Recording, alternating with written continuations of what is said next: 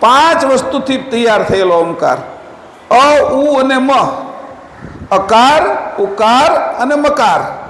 સત્વ, રજ અને તમો, આ ત્રણ ગુણ, ત્રણ પાંખડા છે. ઉપર રેપ છે એ આદ્ય શક્તિ છે, અને ઉપર બિંદી આવી નિરંજન પુરુષ છે. એ રરંકાર મંત્રનો આ બાજુનો પ્રાણ એ આપને ભૂખ તરસ લગાડે.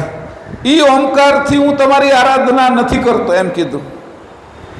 શુદ્ધ ઓમકાર જે માની નાભીમાં મેં શ્વાસ લીધો હતો, એ શ્વાસ જે ઘસાતો હતો, એ ઘસાયેલા શ્વાસનો એક અવાજ આવે, અને એ અવાજ છે એ કયો હતો તો કે ઓમકાર. આને હું ઘસું ને, આમ હાથને ઘસું ને તો અવાજ આવે એક, આ કોઈ વસ્તુ ઘસી તો અવાજ આવે.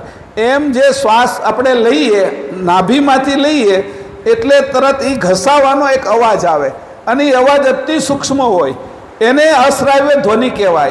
અને એ જે શ્વાસ છે એને કહેવાય ઓમકાર, એને શુદ્ધ ઓમકાર કહેવાય.